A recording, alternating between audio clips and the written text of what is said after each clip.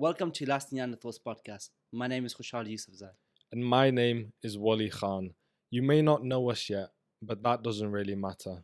All you need to know is we are the last Neanderthals. We are dedicated to having interesting and engaging conversations with individuals who have a lot of experience and an immense amount of knowledge. We hope to learn from these people and grow as human beings. We want you to listen and grow with us too. So come along the journey and evolve with us. This is our second month doing this now. The first guest we're going to talk about, which was your father, obviously, Ziauddin Yousafzai. The only thing I want is to see a world where every girl have an access to free, safe and quality education. He said that education was a social norm in Pakistan, but freedom wasn't. He said it was by getting educated, going to a bigger city and seeing like, oh, there's women in higher education. I would want that for my daughters in the future. And then on to the next guest, Talha Pirzada. If you want to solve any of the problems currently faced, whether it's health, whether it's food, whether it's education, you need to increase the amount of energy used per person. PhD in aerospace from Oxford University. He was very intelligent. Yeah. My key takeaway was financial models are extremely important. It was a bit of a reality check. If I really want this podcast to succeed, I need to go and study financial models because right now I don't know much about it. And then that leads me on to the guest we had today, Wajeeha, who got a scholarship through the Oxford Pakistan program to study at the University of Oxford. When they told me that I've got the scholarship, that's when I just randomly went out to my parents and I was like, I might be going to Oxford this year. Her story really showed me how powerful it really is to see someone like you in those positions.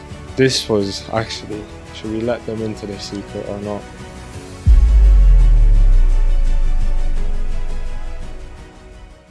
Welcome to the second reflection podcast on Last Neanderthals. This is our second month doing this now, so we thought we'd be back. A lot of you asked us to do this again as well, so obviously we provide when you ask. I'm joined by my co-host Khushal, as always. Hello, Khushal. How are you? I'm good, man. A bit tired. It's been a long few weeks, hasn't it? 100%. Exams, podcasts, boxing As well, you got a fight coming up. It's been good though. We just filmed one podcast right before this as well. That went quite well. Hello. Very important. This is your easy podcast. Yeah, so we just had a quick interruption from the first guest we're going to talk about, which was your father, obviously, Ziauddin Yousafzai. This was actually, should we let them into the secret or not? So this was the second time we recorded with Khushal's dad. Do you want to let them know why? We are amateurs. We are no good. Yeah. We lost a lot Speak of for yourself, actually. No, listen, we both were co-hosting that event. It's shared responsibility. I'm not an amateur. Maybe you are, but I don't know. Yeah, so why did that podcast not go up, Wally? Because exactly. Accountability, man, leadership. there was some sort of technical difficulties. I don't know what happened. But it was good because the second conversation was actually quite different from the first conversation. So it was still like flowed very well. It was still very natural. Yeah. And it was quite interesting as well. So what was your key takeaway from your dad's podcast? My key takeaway was how he said that education was a social norm in Pakistan where, it is a patriarchal society for girls, but freedom wasn't. That was my key takeaway, that although in patriarchal societies, girls might get education, but that doesn't mean that they can progress to have a career, right? Marriages and other, traditions that might be put in place for them. It's very hard to break out of that. Yeah.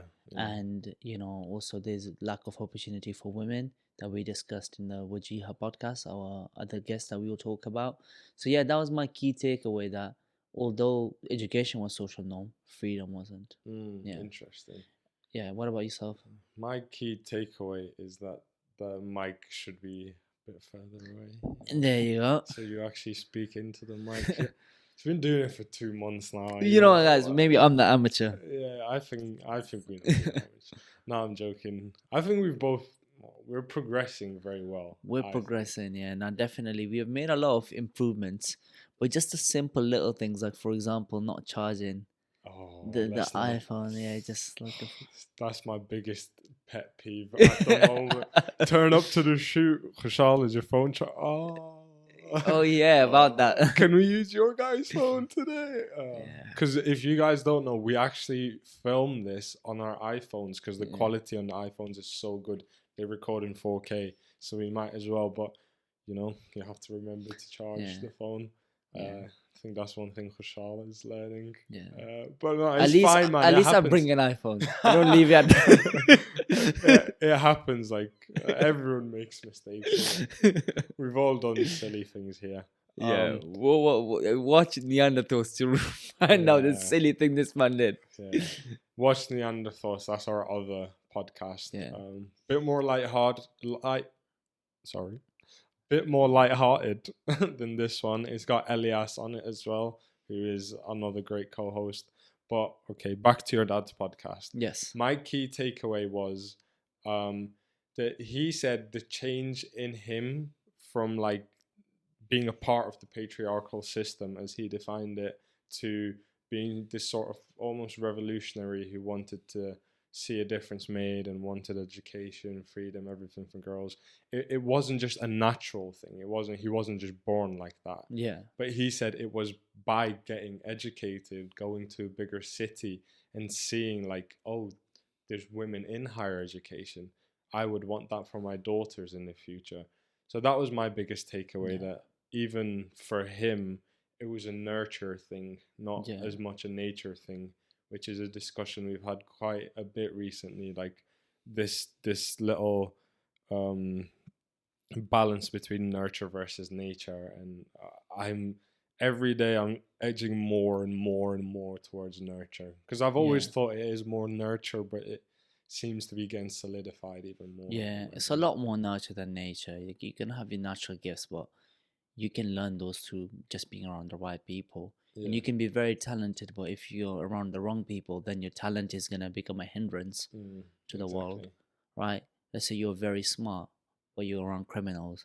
You're going to be a very smart criminal. We'll make the world a worse place. Like sometimes I look at Pablo Escobar and these guys. I'm like, what if they did something positive? They would be business moguls. Yeah, exactly. And if we grew up in like the favelas in Brazil, like there's very high likelihood that we could have been involved in like a lot of bad things. 100%, yeah. Like people take it for granted. They think, oh, just because people, especially like in these Western countries, are like, oh, how could these people in this foreign country do this? How could they do that? They're such barbarians. They're such savages. But if you were put in that situation, the likelihood is you'd do the same thing. Exactly, But yeah, the all-round conversation I thought was really interesting. His insight into your sister Malala getting married as well, that was quite interesting. Because he's not really spoke to him about that much before. I don't know if he spoke publicly about that very much. Not much. Yeah. So that's like unheard stories. So yeah, that's what we bring. Yeah, you guys. exactly. But yeah, what else did you think about that? The stuttering part too, that was very, when he opened about stuttering, how he was bullied. And like, if you're a stutterer, he basically tells you, how he overcame it and how you can overcome it if you follow. Yeah, it advice. was really powerful. So we had someone else in the room. Talia was here because she recorded the Neanderthals podcast with us on that day, and she said she was like tearing up when he was talking about the stuttering story because of how powerful it was. So just like, definitely you guys should have a look at that podcast if you haven't, because it was, not only was the conversation just really interesting and engaging, it was also very moving. 100%, at the same time. And then on to our next guest, Talha Pirzada. What a guy. What a guy. That guy is probably the smartest guest we have had on so far. I mean, no disrespect to all the guests. Okay, you got the... I can't, man. Aerospace. aerospace, a Yeah. PhD in aerospace from Oxford University. I mean, come on, like objectively on paper. But he was very intelligent. Yeah. And a lot of the things he spoke about, I just had I didn't think about them exactly in the way that he presented it. Like, for example, the energy thing, where Yeah. he was like, we need to use more energy Yeah. to get rid of global warming, to help solve global warming, to help solve climate change, because the whole idea is that if we use more energy per capita, per person, then we will advance more as a society, we'll get more technological improvement, and then we'll be able to find solutions to these problems. Clean energy, yeah, like we need to innovate. Otherwise, if we were to lose less energy, like that's gonna put a lot of people, especially in the developing countries, at a disadvantage, right? Yeah. That was one of the biggest criticism of like the US and UK, is that they have exploited like the core and the basically the bad energy resources, Yeah. right? Diesel and all that stuff. But now they're in a position to be all eco-friendly. Yeah. You know, like they're telling these developing countries that, oh, now global warming, climate change, Yeah. you guys also like now, you know, adopt our ways, cleaner energy and stuff. And they're like, for years, literally for centuries, you guys use these, you know, Yeah, and now that exactly. we want to use it, now all of a sudden it's bad. Yeah. You know, and that will put them at a disadvantage, of course. Like, you're just telling them to lose less energy despite them having a lot of problems. So in those kind of scenarios, you either need to actually give them the aid that they can go greener, but you can't reduce their energy levels because that's just going to keep people poor. Yeah, exactly. It is such a difficult balance, because obviously no one wants to destroy the earth. Yeah. And I'd say about 90% of people do believe in global warming and climate change, and see it as a real threat to humanity if nothing's done about it. But I don't know if the solutions that we're being offered are really the right solutions. Like, oh, everyone switch to electric cars, everyone do this, while China is then pumping out like so much carbon dioxide into the environment. Like, how is that really a solution? It's almost like that virtue signaling thing that we talked about. Like, Yeah. people just want to look like they're doing the good thing, the Yeah. right thing, but they don't want to actually take the difficult steps and decisions to do the right thing. I think BlackRock. They were criticized for this. I think it's called ESGs, where they created this kind of checklist of like, what you call it, like reducing the use of fossil fuels and having like these criteria you want to meet to be environmentally friendly and all that stuff. But then they got stocks in like oil companies and stuff like that. It's just like hypocrisy. It's like virtue signaling, right? Like, although I do agree with like the whole thing of like, oh, increasing green energy and being more environmentally friendly, producing less carbon, all of these things. But then at the same time, if you're investing into these companies that are causing the harm, like, it's just hypocrisy at that point. No one's really gonna take you seriously otherwise. Yeah, exactly. I saw something really interesting recently. It was a map showing like, not a map, but almost like a pie chart showing like these big companies like BlackRock and stuff, showing who are they owned by, and then who are those companies owned by. And it was so weird. It was like all these companies just owned each other, and Yeah. they called it like megacorp, which is so mad, isn't it? Like, Yeah. if they all own each other, surely they're all just gonna, and they own the most influential companies, technology companies, all of this. Surely they're just gonna work to their own benefit at all times. Everything is going to be to their they set the rules that benefit them. Yeah, It's very crazy. rare when they set the rules that actually becomes a hindrance to them. Yeah, So they're corrupted by power. that's who we need to make friends with, bro. For this No. podcast to get 1 million. No, you know what? Bro. Integrity. Yeah, no, I'm just kidding. No, I know you are, but like, it's kind of scary, like how much control these companies have. Yeah, it actually is. Because, like, bro, even think about something as simple as your iPhone. Like, if people took phones away from the majority of the population right now. They'd do anything to get it back. Oh yeah, subjugate me, like do whatever you want. I don't care. I'll work all day, every day. Just give me my phones, give me my comforts, give me my luxuries back. Yeah. And in like these companies, it's not just your phone. It's your phone, your house, the superstore you go to. Everything is Everything. It's mad. Yeah. It's actually so crazy to think about. Yeah. I want to study how have they got to the position they have. Yeah. Teach us. Teach us your ways. But no, it is fascinating. What was your key takeaway from the Talha podcast? I think it was that, like, just thinking differently about the global warming. And another key takeaway was, let me think, there were quite a few. I think when he spoke about diversity, how that's one of like companies that are more diverse, how they do much, much better. Yeah. And my key takeaway was financial models are extremely important in business success. Yeah. That is probably one of the most important, if not the most important thing. Yeah. I didn't really know that. I thought it was more of like the organizational stuff, management, but it's actually the financial models. And he was saying if Elon gets the financial models right, then we can do these incredible things like go Mars, and we can achieve a lot of great things. So it was at the same time kind of like a wake up call, because I don't know anything about financial models. Yeah. So I was like, it was a bit of a reality check. Yeah. That if I really want this podcast to succeed, then I need to go and study financial models, like how, because right now I don't know much about it. Yeah. So I think that was my key takeaway. What? So like, if the money makes sense, anything makes sense.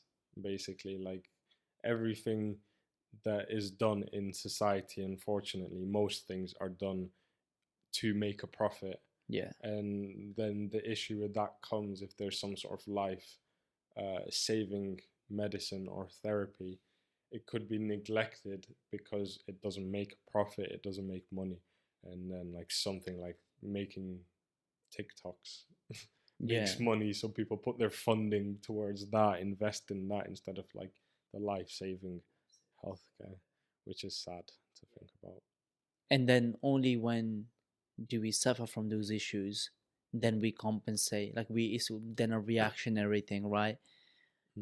So it's just, I think there should be set things that people never compromise it for profit.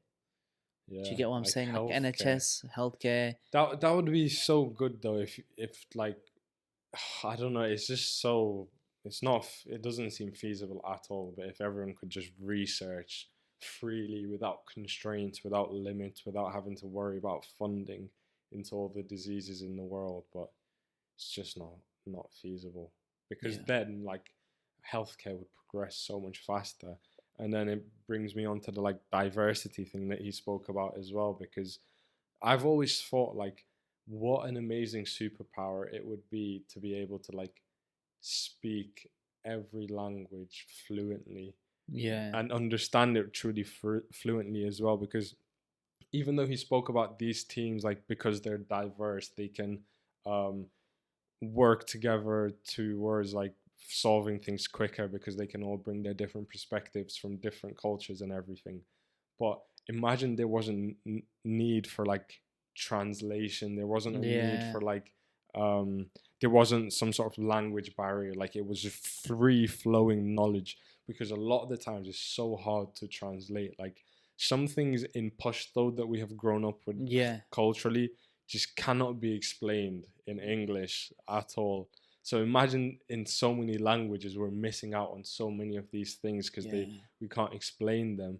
And now imagine there's just this one guy who has all these knowledges from all these different countries, and he can use all that to work on something. But I feel like you'd solve everything. I think that's where we're going with Neuralink. That's But that wouldn't give you the cultural aspects of words, the context and stuff, surely. It would just give you information, but I think that would be a huge step. Yeah, definitely. It would be a massive step. Then you can get like a holistic understanding of things. Like, for example, I might be a psychologist, but I don't have the information about the rest of the body as a doctor does. So I don't have the holistic understanding of when this happens, oh, I think it's because of this, because of this. When the same thing happens, a doctor thinks it's because of this or whatever, something going on in the body. But there's one guy who knows all of that information. He's like, wait, no, like you guys need to put this together. I don't know how to explain it, but I feel like there's so much that we just can't figure out because we don't have that holistic knowledge. 100%. Because we're too 100%. specialized on things as individuals. But imagine the best neuroscientist in the world had the knowledge of the best like cardiac doctor in the world and the best psychologist and sociologist and all this stuff in just one person without having to explain it. He can recall in his head why, oh, this might be causing that, instead of like having to ask the psychologist, and then the psychologist isn't sure because he doesn't really understand the doctor's stuff. Do you know what I mean? Like, oh, that would be so That would mad. be so sick. Imagine you could actually download experiences. Oh, That would be getting Ah, Black some Mirror. Black Mirror type That's of- some that's some black. Imagine you could literally download. That would be So if- scary, bro. Yeah, like all the surgeries that are done by this incredible surgeon, right? You can literally like pay X amount of money in order to get that downloaded into your Jeez. mind, right? And then That's it's mad. just One day, then you have literally experienced lives, and then the more lives you have experienced, I think that would be too much for our brain. Yeah. But then there will be like a software in our brain for that to be Like, able to handle it. Probably, Yeah. But do you think if that was possible, it would be worth downloading some negative experiences just to understand what it's yes. like? I think when you download an experience, it won't be positive experiences entirely. In that surgery that you downloaded that the doctor did, he might have like cut the wrong nerve. Yeah, but and the person died. intentionally, would it be a good tactic to be like, oh, let me download some bad experiences, so then when I actually go through them myself, I'll already be prepared. Yeah, I think it might make sense. Like for boxer, they might download an experience of another boxer getting knocked out, so now they But fear what it if less. Scares him. Oof, that's. Shit. Or then they could download another one where it doesn't scare them. You can find one where it doesn't. Delete. Next one. Oh man, They don't like that one. They don't like that one, you know. That is crazy. Undo. That is jokes. Yeah. But yeah, so Talha also spoke about the Oxford Pakistan program. Yes. And then that leads me on to the guest we had today, Wajeeha, who got a scholarship through the Oxford Pakistan program to study at the University of Oxford, which is obviously a big deal for anyone.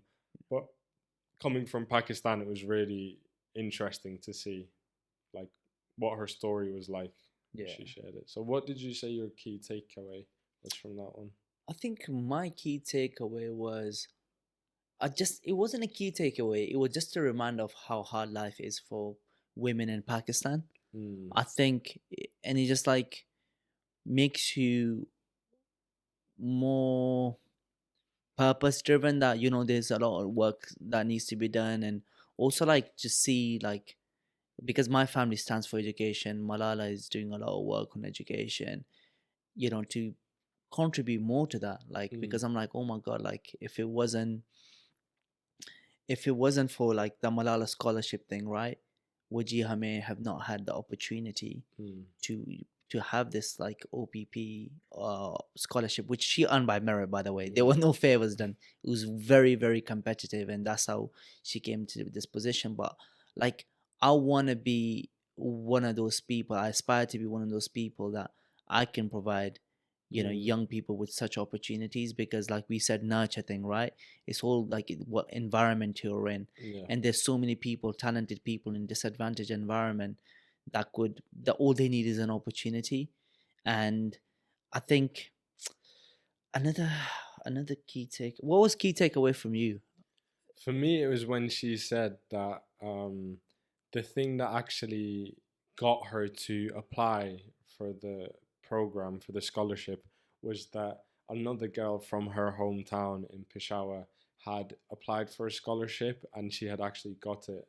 So that really showed me that, we had these conversations about, oh, should there be diversity quotas almost in the workplace and stuff like that.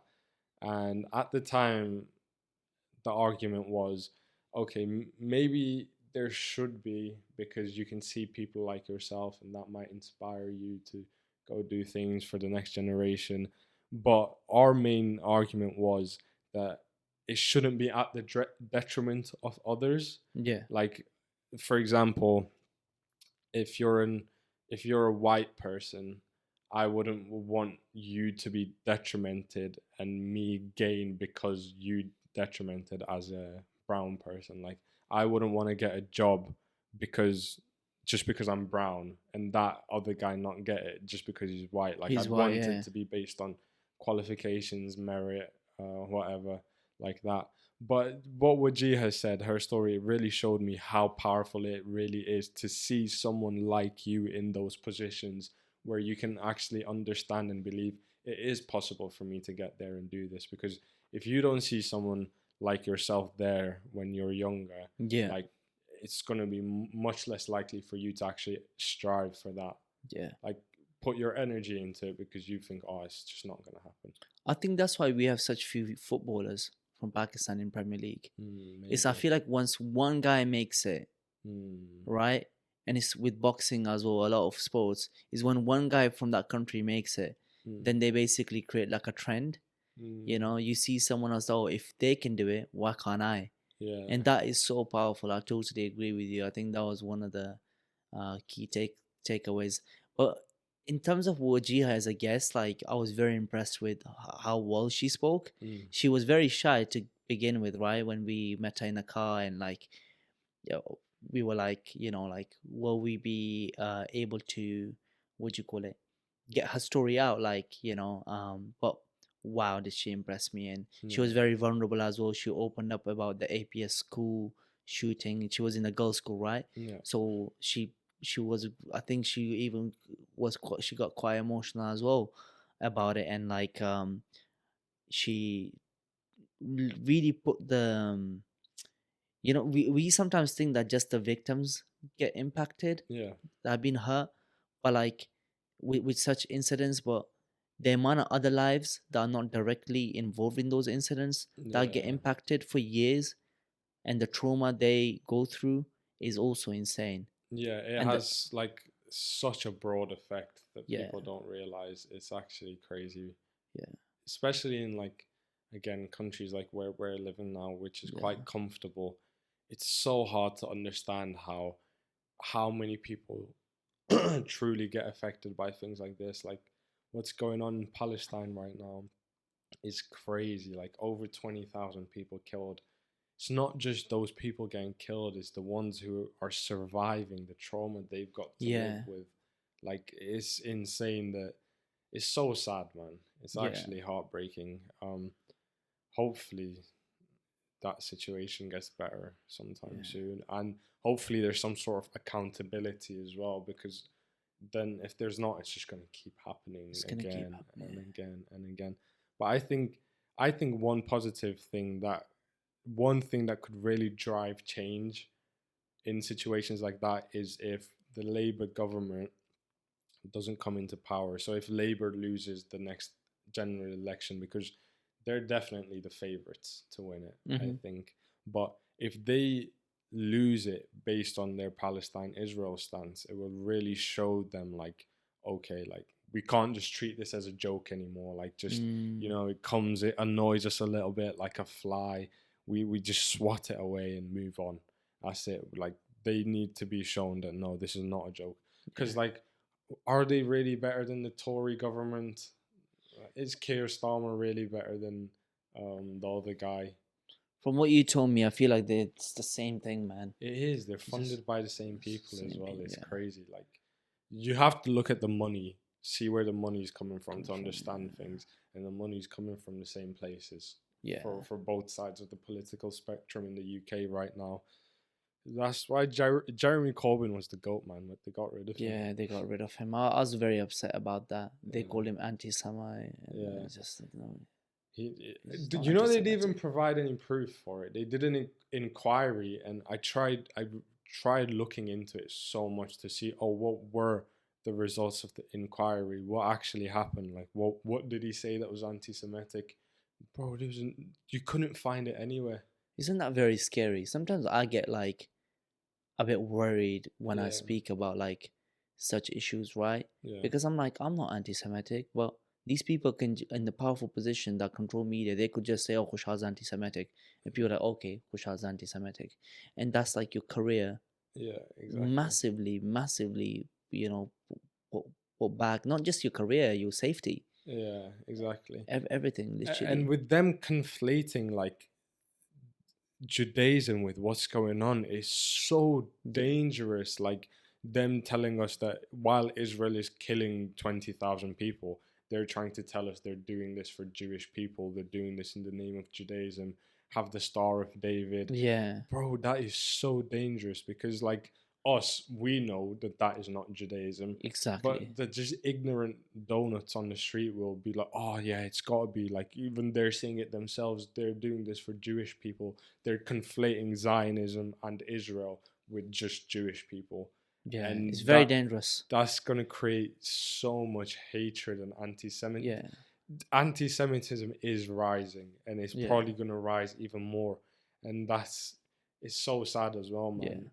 Yeah. I saw a post reposted by this Muslim guy that I follow, and it was like, oh, like in Europe, the population of Muslims has increased with the Gaza situation. I'm like, why is this becoming Muslim versus Jew thing? Like, bro, it's all political. Yeah, exactly. Like, why are you bringing religion into it? You're making it fair. You literally playing into their hand. They want to make it Islam versus Judaism. That's what they want. That's what the tyrants are trying to. They would find anything to divide people on, right? And it's not useful. Yeah, it's not. It's purely political. They want that land. They're war criminals, and what they're doing is very unjust. And I'm so proud of South Africa.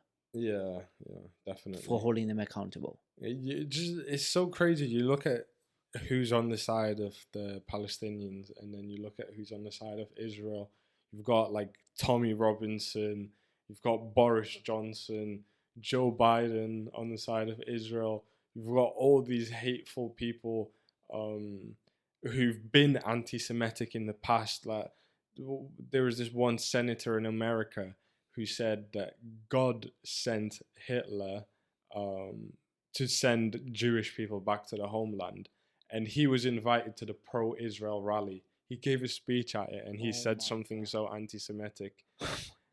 And then if you say free Palestine, apparently that's the anti-Semitic guy, not the one who just said this horrible thing about Hitler being sent by God. Yeah. How crazy is that? That the Israeli lobby is basically like picking and choosing who is anti-Semitic or not. Boris Johnson has said so much anti-Semitic things as well, but because he supports Israel, he's not anti-Semitic. But anyone who loves Jewish people but doesn't support Israel are anti-Semitic. Like, come on, people. I think people are realizing now, like, the lies that they've been fed for so long. Man, what would you say would be the best solution to prevent people from getting brainwashed? I don't know, it's difficult because it happens to everyone. Like, everyone has their biases and everything, but so do you mean as an individual? As an individual. To not get brainwashed? To not get led by propaganda? Yeah, I mean, I would say, for example, critical thinking, but it seems too simple. That's what came into my head as well, but that's what everyone's going to say. But what actionable steps can you put in place to increase critical thinking? Because, like, for example, even with celebrities, like, people follow them like so hard. People don't think critically really when it's their favorite celebrity until then they do something they don't really like, and then they start to think critically. Like what happened with Jordan Peterson, for example. Yeah, everyone loved him. Oh, best guy in the world, because he was saying things that they liked. But then once he says something they really don't like, oh, this horrible guy. Oh, then you get all critical thinking, right? Yeah, exactly. And we all are guilty of that in some ways. Exactly. I don't know, man. I don't know what actionable steps you can put in. Like, all I'd say is just But people don't do this. Everyone knows it, but no one does it. Like, just look on both sides of things always, and don't go in to confirm your bias. Don't go in there with already preconceived ideas, and with your Google searches kind of frame them in a way that will get you the answer you're looking for. And like when you're reading things, just have in the back of your mind, you know what you want to see in the article that you're reading. I think everyone does that. Like, I think Adam Grant said it the best. People rather feel right than be right. Yeah, 100%. Yeah. I think that is the most accurate thing. What actionable steps do you think people can put in place? Because I think it's much easier if you're not led by your emotions. Mm-hmm. I think if you can control your emotions, it becomes much easier. But I think majority of people are actually led by their emotions. I think fundamentally understanding that things are not black and white. And there is no purely evil side and purely good side. Like, even for example, like when I was studying Pakistani history when I was young, and it was pretty much propaganda, right? Like this perfect image of Pakistan authority and stuff. But because I had had conversations and I had seen things with my own eyes and spoken to different people about like the Bangladesh war that was very unjust and other wars, right? Then I never really fell for it. I'm like, okay, yeah, this is just, of course our country will gas itself up, right? Like any other country would. Like, of course they're gonna praise themselves and hold themselves in this high regard. So not feeding into our own ego, but that came through just being surrounded by open-minded people. But how do you provide that to others? And then still, despite that, you probably still suffer with getting biases. With biases and getting led by propaganda and things like that. It's so easy to do it. I think it's very natural to look for what you want to be true. Also, we did record another podcast. We did film a very, very big podcast. Yes. During this period, but that's not been released yet, and it might be released next month. But that was such a hectic situation, man. When you guys hear what we went through to get that podcast done, like it was actually funny and entertaining, and the conversation itself was so good as well. If you do want to hear a bit of extra information about that, you can listen to one of the Neanderthals episodes, but you're gonna have to work for it. But should we? I feel like we should do a giveaway for someone who can guess. If someone's out there listening, and if they guess who we did the podcast with, I would say the first word of their new book, is. Oh, that's too obvious. That's way. Bro, you're too obvious on the last one when we did the thing. I want to make it easy for them. The first female.